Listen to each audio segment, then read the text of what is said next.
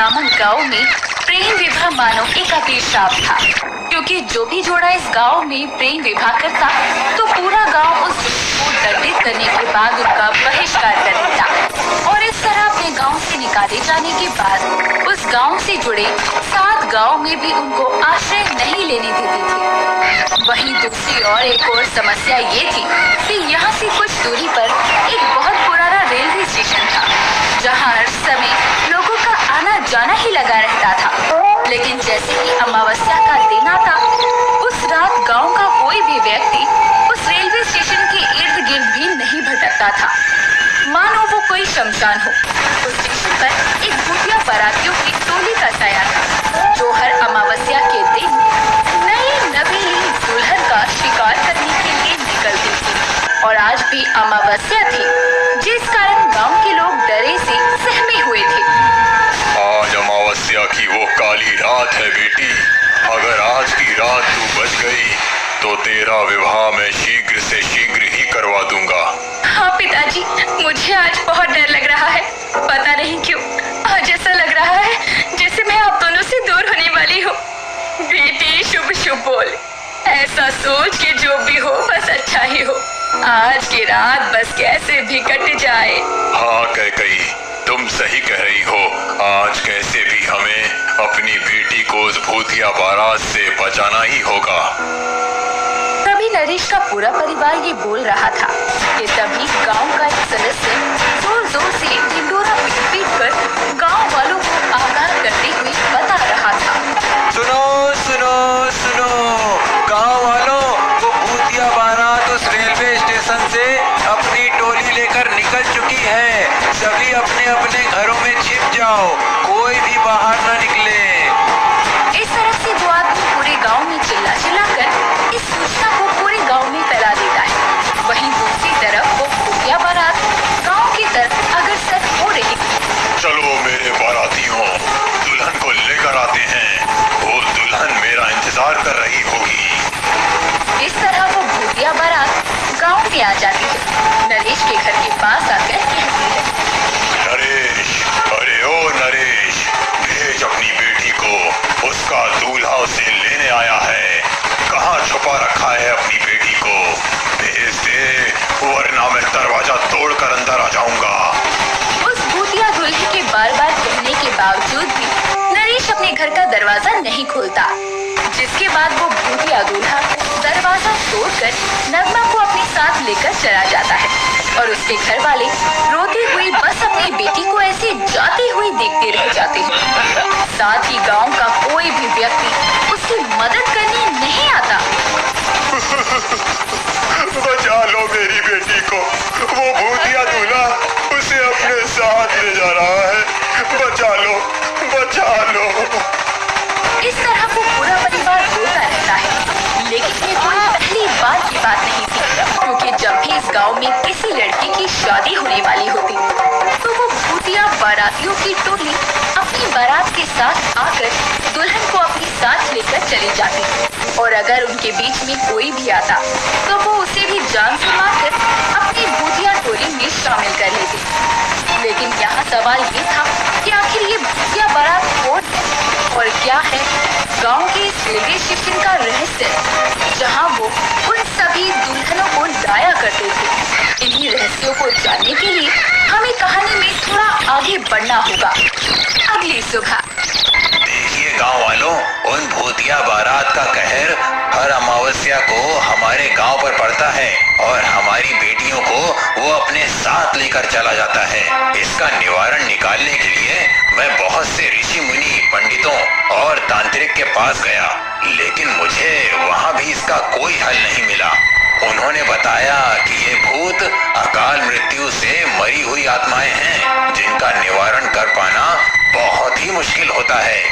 अरे तो मुखिया जी, इन भूतों से छुटकारा पाने का हल क्या है? अरे कैसे हम इन आत्माओं से छुटकारा पा सकते हैं?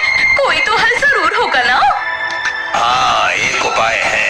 अगर वो भूत स्वयं अपनी इच्छा से अपनी इस आत्मा को त्याग दें, अपने इस भूतिया रूपी शरीर को छोड़ दें, तो वो इस धरती लोक से मुक्त हो जाएंगे और दूसरी जीवनी में चले जाएंगे। लेकिन ये तो मुखिया जी बहुत ही मुश्किल समाधान है। ऐसा हो पाना एक असंभव कार्य जैसा है। हाँ, तुमने सही कहा, लेकिन अब इस समस्या का हल ऊपर वाला ही निकाले। ये कहकर सभा बर्खास्त हो जाती है और सभी अपने अपने काम पर चले जाते हैं। वहीं कुछ ही दिनों में मुखिया की बेटी नैना अपने प्रेमी ऋषभ को अपने साथ घर लेकर आती है। पिताजी, मैं और ऋषभ एक दूसरे से बहुत प्यार करते हैं। ऋषभ बहुत ही अच्छा है, वो मेरा बहुत ख्याल रखेगा। बस आप हम दोनों के प्रेम विवाह के लिए मान जाइए। प्रेम विवाह? तुम्हारी हिम्मत कैसे हुई प्रेम विवाह के बारे में सोचने की? तुम्हें पता है ना कि हमारे गांव की क्या रीति रिवाज है? तुम्हें सब पता होते हुए भी तुमने ये सब सोचा? ससुर जी, आखिर इस प्रेम विवाह में क्या समस्या है? आखिर क्यों आप हमें एक दूसरे से शादी करने के लिए मना कर रहे हैं? चुप हो जाओ लड़के, और मुझे ससुर जी मत बोलो। आज तेरी ही वजह से मेरे घर की राजकुमारी मेरे ही खिलाफ है। आज मेरी बेटी को मेरे मान प्रतिष्ठा, इस गांव के रीति रिवाज कुछ भी दिखाई नहीं दे रहे। उसे बस तू दिखाई दे रहा है। वो आधी हो चुकी है। लेकिन फिर भी आप अपनी बेटी से कितना भी प्यार करते हो, लेकिन उससे भी बड़ा आपका मान सम्मान, प्रतिष्ठा। प्रेम विवाह कोई पाप थोड़ी ना है। तुम हमारे रीति रिवाजों के बारे में क्या जानते हो? कुछ नहीं जानते तुम।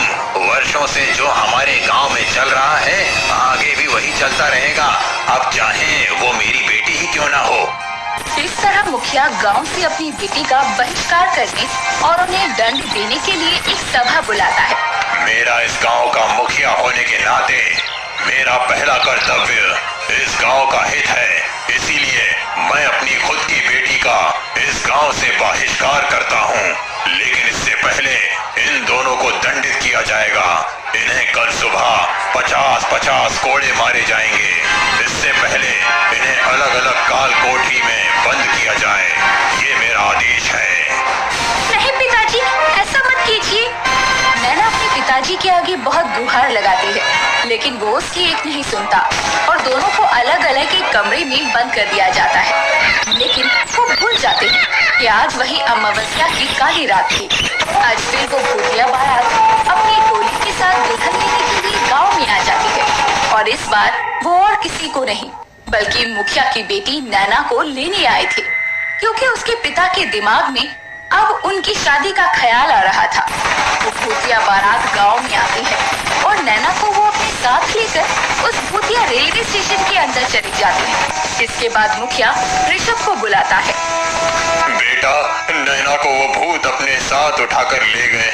उसकी जान बचा लो, क्योंकि गांव के किसी भी व्यक्ति में इतना साहस नहीं कि वो उन भूतों का सामना कर सके। लेकिन मुझे तुम पर विश्वास है कि तुम उसे बचाकर ले आओगे। मैं तुम्हारे प्रेम विवाह को स्वीकार करता हूँ। ठीक है, मैं नैना को अपने साथ ही लेकर आऊंगा, या फिर मैं भी मौत की गोद में सो जाऊंगा। ये कहते हुए ऋषभ भी वहाँ से चला जाता है और चलते चलते वो उस भूतिया रेलवे स्टेशन के अंदर पहुँच जाता है, जहाँ चारों तरफ सन्नाटा सा पसरा हुआ था। वहाँ पहुँचते ही रेलवे स्टेशन पर उसे कुछ भूत दिखाई देते हैं, जो कि उसे बंदी बना लेते हैं। कौन हो तुम और क्यों आए हो यहाँ? भूत जी, मैं अपनी नैना को लेने आया हूँ। हम एक दूसरे से बहुत प्यार करते हैं। हम एक दूसरे के बिना नहीं रह सकते। हमने आज ही नैना के पिता यानी मुखिया जी से अपने प्रेम विवाह का प्रस्ताव सामने रखा था। प्रेम विवाह और कुंदनपुर गांव में ऐसे कैसे संभव है? इसी प्रेम विवाह का दंड ही तो हमें दिया गया था, जिसके कारण आज हम भूत बने हुए हैं। आखिर हुआ क्या था आपके साथ? बताइए, क्या हुआ था? बताता हूँ, मैं सब बताता हूँ। आज से 15 साल पहले की बात है। मैं और शीतल। मुखिया जी, हम यहाँ से बहुत दूर चले जाएंगे। हमने प्रेम किया है, कोई गुनाह नहीं किया। हाँ मुखिया जी, अगर हमने आपके रीति रिवाज का अपमान किया है तो हमें माफ कर दीजिए। हम यहाँ से बहुत दूर चले जाएंगे। नहीं, इस गांव में प्रेम विवाह का दंड सिर्फ मौत है। आज से पहले जिसने भी प्रेम विवाह किया है या करने की सोची, उसका हल सिर्फ उसकी मृत्यु है।